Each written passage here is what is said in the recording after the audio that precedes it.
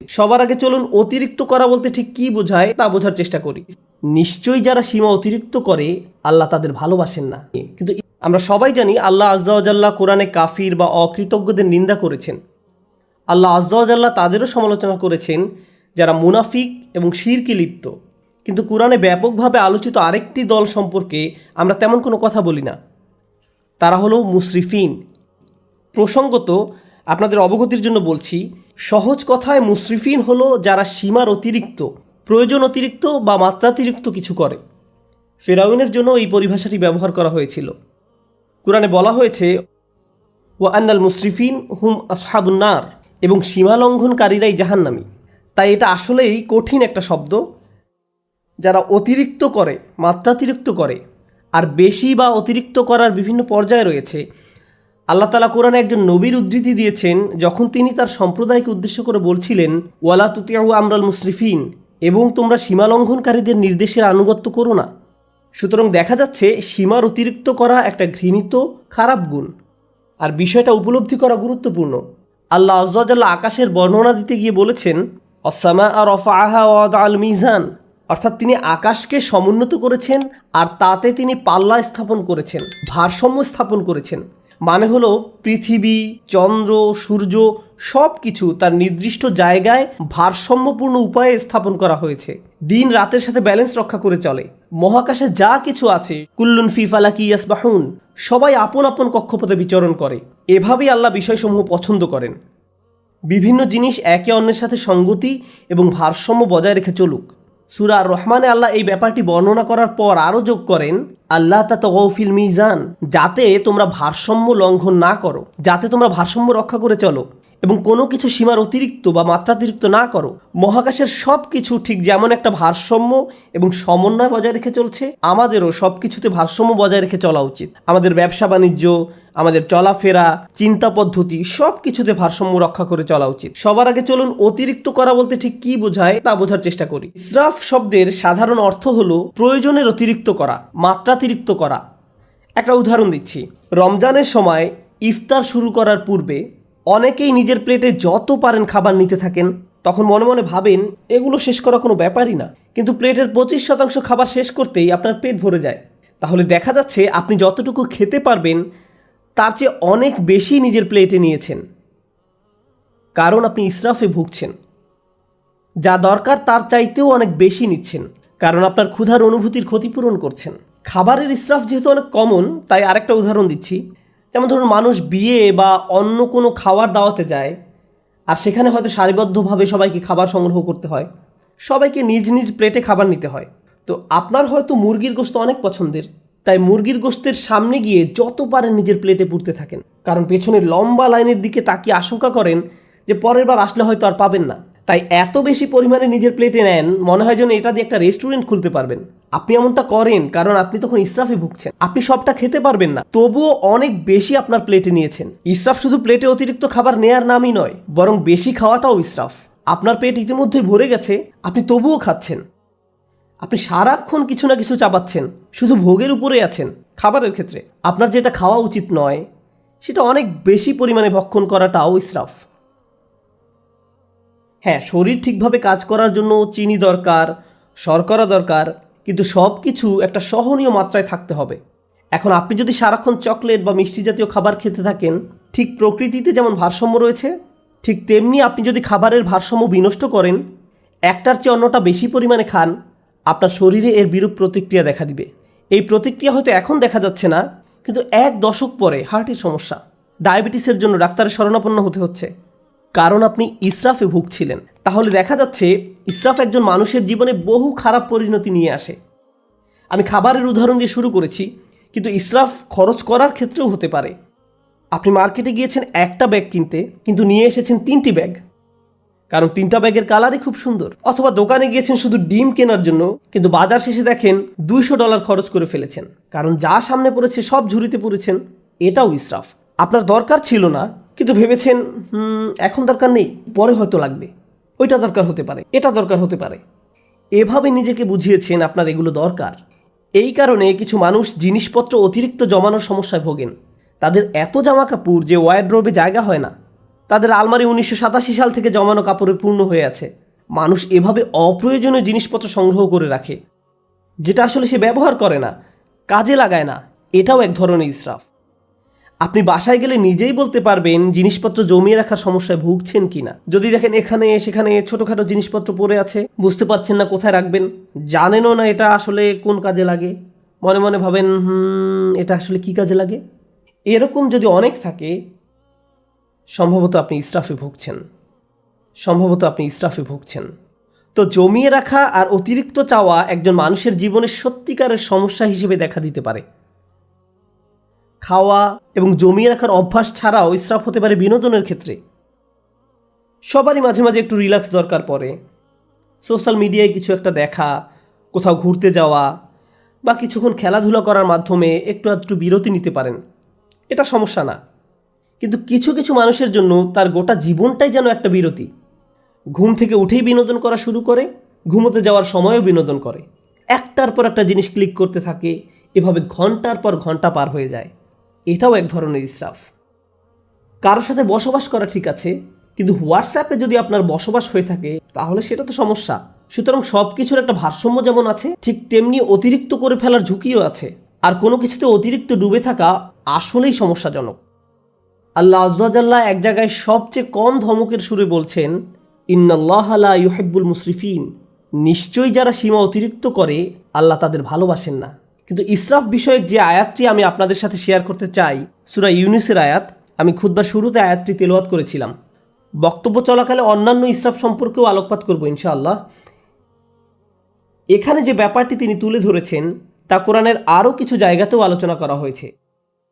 তিনি বলছেন, মানুষ যখন কঠিন কোনো পরিস্থিতিতে পড়ে যায়, সেটা অর্থনৈতিক কোনো সমস্যা হতে পারে, স্বাস্থ্যগত কোনো সমস্যা হতে পারে, পারিবারিক কোনো সমস্যা হতে পারে, ধর্মীয় সংকট হতে পারে, যে কোনো ধরনের সংকটই হোক না কেন, যা মানুষের উপর পতিত হয়, দাআনা লিজানবিহি আও কাঈদান আও কাঈমান, তখন সে আল্লাহকে ডাকতে থাকে, ইয়া আল্লাহ, আমাকে এই পরিস্থিতি থেকে বাঁচিয়ে দিন, একমাত্র আপনিই আমাকে এখন বাঁচাতে পারেন, আমি সব উপায়ে চেষ্টা করেছি, আমাকে সাহায্য করার আর কেউ নেই একমাত্র আপনি ছাড়া। যে ব্যক্তি দাঁড়িয়ে বসে শয়নে আল্লাহকে ডাকতে থাকে, ইয়া আল্লাহ, আমার এই সমস্যাটা দূর করে দিন, আমাকে সাহায্য করুন, তখন সে বেপরোয়া হয়ে আল্লাহকে ডাকতে থাকে। ফালাম্মা কাশাফনা আনহু দুররাহ, তারপর যখন আমি তার সেই কষ্ট দূর করে দেই, মাররান কাআল্লাম ইয়াদউনা, তখন সে এমনভাবে চলতে থাকে মনে হয় যেন তাকে কোনো দুঃখ কষ্ট স্পর্শ করার কারণে সে আমাকে ডাকেইনি। তাহলে দেখা যাচ্ছে, যখন আপনি কোনো সমস্যায় পতিত হন তখন বেপরোয়া হয়ে আল্লাহকে ডাকতে থাকেন, কিন্তু আল্লাহ তাআলা যখন সমস্যাটি সমাধান করে দেন তখন পূর্বাবস্থায় ফিরে যান। তখন আমরা এমন আচরণ করি মনে হয় যেন আমরা আল্লাহর নিকট কোনো প্রার্থনা করিনি, আমাদের চোখ থেকে অশ্রু নির্গত হয়নি, কিন্তু আমরা ঠিকই তখন কেঁদেছিলাম। আর এখন আমাদের কষ্ট দূর করে দেওয়ার পর আমরা আল্লাহকে ভুলে গিয়েছি, নিজের মতো করে জীবনে চলা শুরু করেছি। আপনাদের মনে প্রশ্ন আসতে পারে যে এর সাথে তাহলে ইসরাফের সম্পর্ক কি? মনে হচ্ছে এর সাথে ইসরাফের কোনো সম্পর্ক নেই, কিন্তু আল্লাহ যেভাবে এই আয়াতের সমাপ্তি টেনেছেন তার সাথে এর সম্পর্ক রয়েছে। কাযালিকা যুয়্যিনা লিল মুসরিফিনা মা কানু ইয়ামালুন, এভাবেই যারা সীমার অতিরিক্ত করে তাদের জন্য তাদের কাজকর্মগুলোকে চাকচিক্যময় বানিয়ে দেওয়া হয়েছে। এই আয়াতটি আমাদের জীবনের খুবই গোপন একটা বিষয় সম্পর্কে জানান দিচ্ছে। আপনি যদি অমিতব্যয়িতার জিন্দেগি যাপন করেন, সেটা টাকার ক্ষেত্রে হতে পারে, এমন কাজে টাকা ব্যয় করা যেখানে ব্যয় করা উচিত নয়, মাত্রাতিরিক্ত বিনোদন যা সম্পর্কে একটু আগে বলেছি, অতিরিক্ত সামাজিকতা, অর্থাৎ আপনি সব সময় কারো না কারোর সাথে আড্ডা দিয়ে থাকেন, সব সময় বাইরে ঘুরতে যান, বন্ধুদের সাথে মৌজমাস্তি করতে থাকেন, সব সময় মানুষের সাথে কথা বলে সময় কাটান, ফলে ইবাদত করার যথেষ্ট সময় পান না। আপনি যাই করেন না কেন মাত্রাতিরিক্ত করেন। আপনার জীবনযাপন পদ্ধতি যদি এরকম হয়ে থাকে তাহলে সব সময় বিভিন্ন রকমের সমস্যায় পতিত হবেন, আপনার উপর বিভিন্ন কষ্ট আপতিত হবে। আপনারা যেহেতু পুরুষ, তাই পুরুষদের নিয়ে একটা উদাহরণ দেই। একজন পুরুষ হিসাবে আপনার উপর বিভিন্ন রকমের দায় দায়িত্ব আছে। আপনার বাবা মায়ের প্রতি দায় দায়িত্ব আছে, ভাই বোনের প্রতি দায়িত্ব রয়েছে, আপনার স্ত্রীর প্রতি দায়িত্ব রয়েছে, আপনার সন্তান সন্ততির উপর দায়িত্ব রয়েছে, তার উপর রয়েছে ধর্মীয় দায় দায়িত্ব, চাকরির দায় দায়িত্ব, অর্থনৈতিক দায় দায়িত্ব, বন্ধুবান্ধবের খোঁজ খবর নেয়া, নিজের শরীর ঠিক রাখা সহ নানান রকমের ব্যাপার চারিদিক থেকে প্রতিনিয়ত আপনাকে টানছে। এখন কেউ যদি সিদ্ধান্ত নেয় যে সে সব কিছু ভুলে শুধু তার স্বাস্থ্যের উন্নতি নিয়ে পড়ে থাকবে, পাল্লাটা এখন একদিকে নামিয়ে দিয়েছে, সে হয়তো ভালো স্বাস্থ্য অর্জন করবে ঠিকই, কিন্তু জীবনের অন্যান্য ব্যাপারগুলো তার জন্য নানান রকম সমস্যা বয়ে নিয়ে আসবে। অথবা কেউ বলল আমি শুধু আমার সন্তানদের যত্ন নিব, বাবা মায়ের কথা ভুলে যাব, তাদের কথা ভুলে যান, তাহলেও আপনার জীবনে বহু সমস্যা দেখা দিবে। তাই আমরা যদি একটা ব্যাপারের কুরবানি দিয়ে অন্য ব্যাপারগুলো নিয়ে পড়ে থাকি, সব সময় কিছু না কিছু থাকবে যা আপনার মনোযোগের দাবি জানাবে, যার ভারসাম্য রক্ষা করা প্রয়োজন। প্রতিবার যখন আমরা একটা কিছু অতিরিক্ত পরিমাণে করি, এর মাধ্যমে আমরা আসলে অন্য আরেকটা ব্যাপারকে অগ্রাহ্য করি, বঞ্চিত করি, কিছু একটার অধিকার আমরা অস্বীকার করি। ফলশ্রুতিতে আমাদের জীবন পথে নানান রকম সমস্যা এসে জড়ো হয়। তারপর আমরা আমাদের সমস্যা দূর করে দেওয়ার জন্য আল্লাহর কাছে দোয়া করি। আমরা যখন কোনো কষ্টকর সময় পতিত হই, তখন একটি বিষয় আমরা পরীক্ষা করে দেখতে পারি, কোথায় আমি অতিরিক্ত কিছু করেছি, কোন কাজে আমি বেশি আচ্ছন্ন হয়ে পড়েছিলাম, কোন ব্যাপারটা আমি উপেক্ষা করেছি আর কোন ব্যাপারটায় আমি অতিরিক্ত মনোযোগ দিয়েছি। আমি কি কোনো কিছুতে বেশি করে ফেলেছি? এজন্যই কি আমি সমস্যায় পড়েছি? যে ভারসাম্য থাকার কথা ছিল সেটা হারিয়ে ফেলার কারণেই কি এমনটা হয়েছে? অতএব এটা আসলে আমাদের ধর্মের অন্যতম একটা মূলনীতি, খুবই শক্তিশালী একটা মূলনীতি। আরেকটা উদাহরণ দিচ্ছি, নিজে নিজে চিন্তা করে দেখুন। আবেগের ক্ষেত্রে অতিরিক্তের সম্ভাবনা রয়েছে। যেমন রাগ হওয়া সাধারণ ব্যাপার, কেউ আপনাকে খারাপ কিছু বললে আপনার রাগ হবে, এটা স্বাভাবিক একটা প্রতিক্রিয়া। এক্ষেত্রে অতিরিক্ত হবে যদি আপনি দিনরাত 24 ঘন্টা মনের মাঝে সেই ক্রোধ পুষে রাখেন, সারাক্ষণ এটা নিয়ে ক্রোধান্বিত থাকেন। একটি পীড়াদায়ক কথা আপনাকে বলা হয়েছিল আর আপনি কিনা সেই একটি কথা নিয়ে পড়ে রয়েছেন। আপনার চিন্তাভাবনার সব কিছুতেই এটাকে প্রভাব বিস্তার করতে দিয়েছেন। এর ফলে সব কিছুতে আপনার দৃষ্টিভঙ্গি পরিবর্তিত হয়ে গিয়েছে। কোনো কিছুই আপনাকে আর সুখী করে না, ভালো লাগে না। যেসব ব্যাপার আপনাকে কখনোই রাগান্বিত করতো না, সে ব্যাপারগুলো নিয়েও আপনি রেগে যান। সব কিছুতেই আপনি বিরক্তি প্রকাশ করেন। এমনটি যখন ঘটে, তখন আপনার আশেপাশের প্রিয়জনরা এর ফলে কষ্ট পায়। সুতরাং ধারাবাহিক একটা প্রতিক্রিয়া শুরু হয় এবং আপনি নিজেই একটা কষ্টে পতিত হন। কারণ একটা অনুভূতির ক্ষেত্রে আপনি ইসরাফ করেছেন, অনেক দূরে চলে গিয়েছেন। অন্য অনুভূতির ক্ষেত্রেও একই ব্যাপার ঘটেছে। যেমন মজা করা, কৌতুক করা বা মজা করা স্বাভাবিক আচরণ, কিন্তু আপনি যদি সারাক্ষণ হাসি ঠাট্টা করতে থাকেন, শেষে হয়তো কাউকে মনে কষ্ট দিয়ে বসবেন, কোনো কিছুতেই সিরিয়াস হতে পারবেন না। গুরুত্বপূর্ণ কিছু বলা হলো আর আপনি কিনা এটা নিয়ে মশকরা করতে থাকবেন। এর ফলে আপনি অন্য মানুষদের অনুভূতি উপলব্ধি করতে পারছেন না, তাদের প্রয়োজনটা আপনি বুঝতে পারছেন না। তাহলে ইসরাফ একজন মানুষের জীবনে বহু সমস্যা তৈরি করে। ইসরাফ নিয়ে আমার প্রিয় একটা দোয়া, যেটা সূরা আল ইমরানে এসেছে। আমি বহু কারণে এই দোয়াটি পছন্দ করি। তার একটি কারণ হলো, আল্লাহ আযজা ওয়া জাল্লা এমন কিছু মানুষের প্রশংসা করেছেন যারা রাসূলুল্লাহ সাল্লাল্লাহু আলাইহি ওয়াসাল্লামের আগমনের বহু শতাব্দী পূর্বে তাদের নিজেদের নবীর সাথে নিয়ে আল্লাহ রাস্তায় যুদ্ধ করত। সেই মানুষদের নিজেদের নবী ছিল এবং তাদেরকে আল্লাহ রাস্তায় জীবন বিলাতে আহ্বান জানানো হতো। যুদ্ধে যাওয়ার পূর্বে তারা এই দোয়াটি করত, وما كان قولهم إلا أن قالوا রব্বানা ইগফির লানা যুনুবানা ওয়া ইসরাফানা ফি আমরিনা ওয়া সাব্বিত আকদামানা ওয়ানসুরনা আলাল কওমিল কাফিরিন। চারটা বিষয় চেয়ে তারা আল্লাহর নিকট দোয়া করত হাজার হাজার বছর পূর্বে। আল্লাহ দেখলেন এই দোয়াটি এতটাই কালোত্তীর্ণ এবং মূল্যবান যে তিনি দোয়াটিকে কোরআনের অংশ করে দিলেন। প্রথমত আল্লাহ রাস্তায় যুদ্ধ করা এই মানুষগুলো বলতো, হে আল্লাহ, আমাদের পাপগুলো ক্ষমা করে দিন। রব্বানা ইগফির লানা যুনুবানা, রব্বানা ইগফির লানা যুনুবানা, আমাদের ভুলগুলো, আমাদের লজ্জাজনক কাজগুলো ঢেকে দিন।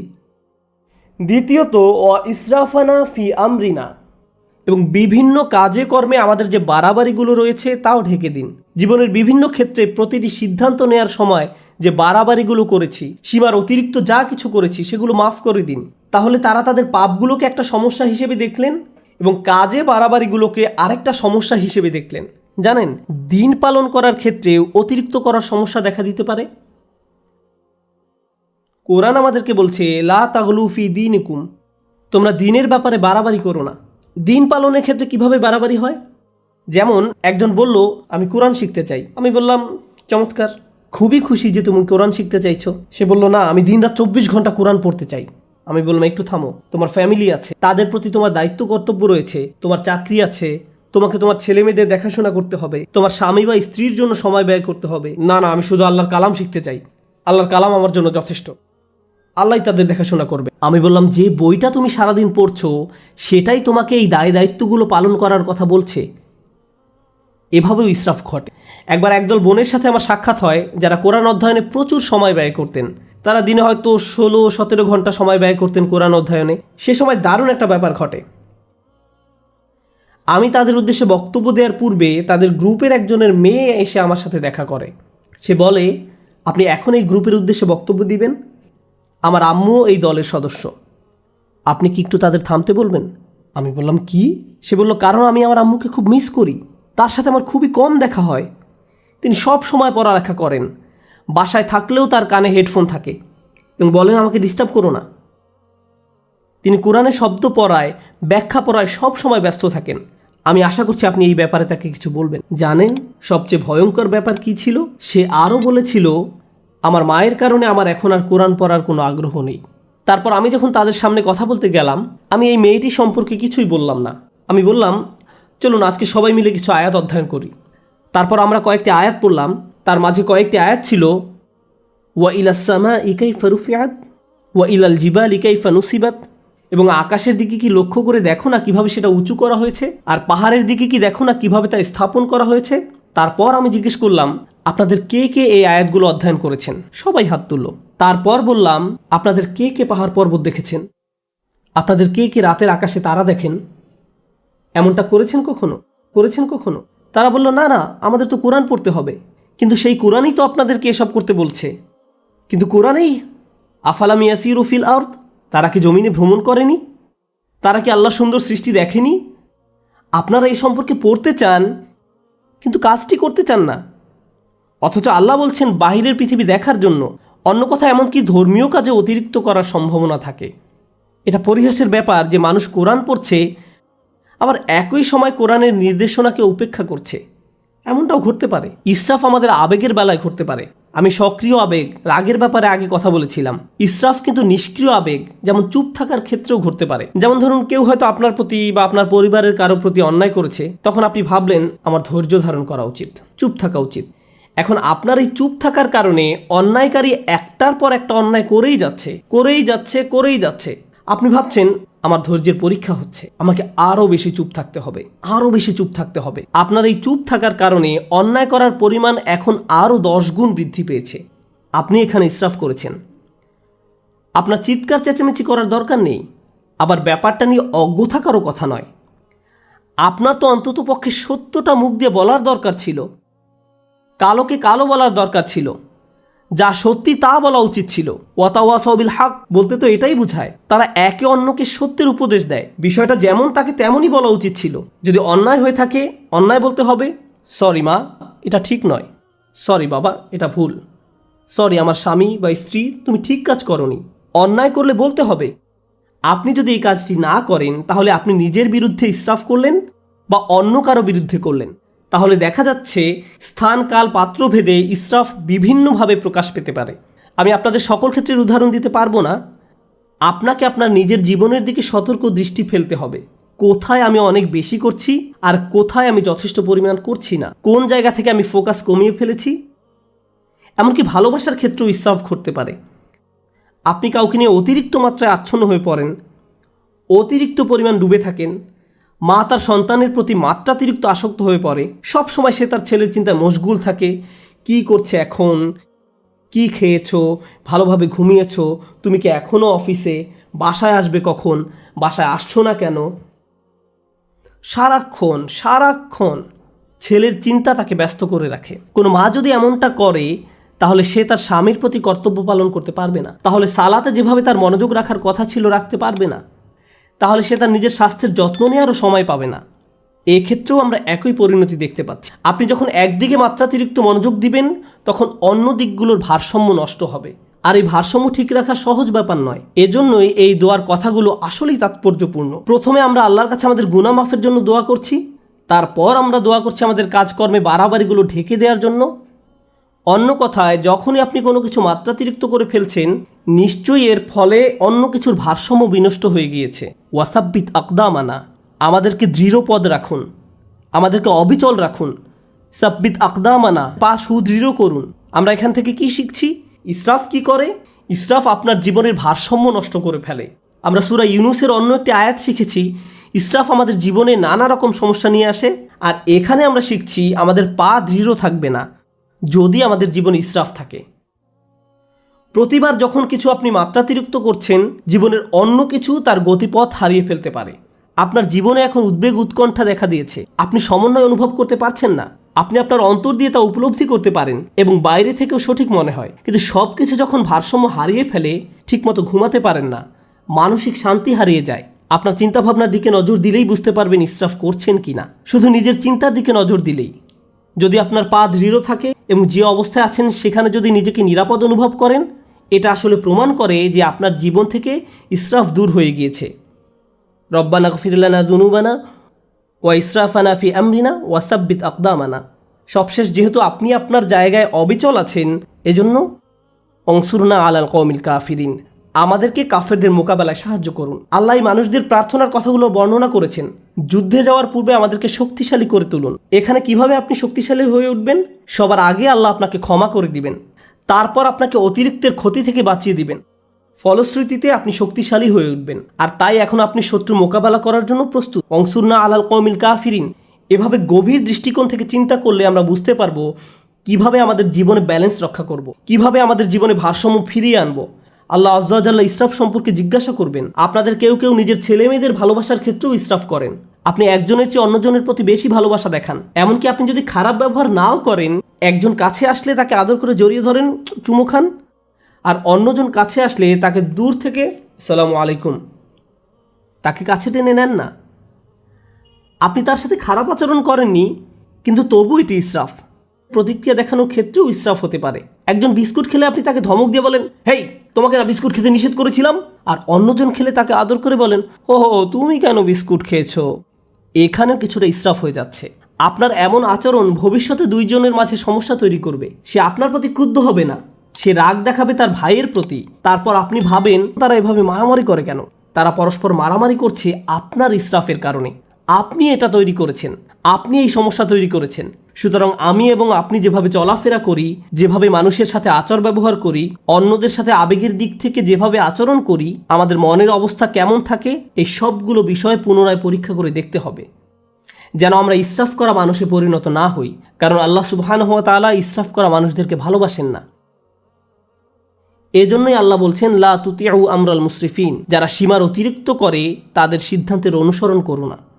আমরা দোয়া করি আল্লাহ যেন আমাদের সব ধরনের ইসরাফ থেকে দূরে রাখেন এবং আমাদের জীবনের কোন কোন ক্ষেত্রে আমরা ইসরাফ করছি তা যেন শনাক্ত করার তৌফিক দান করেন এবং এর ফলে যেন আমরা একটি ভারসাম্যপূর্ণ জীবনযাপন করতে পারি।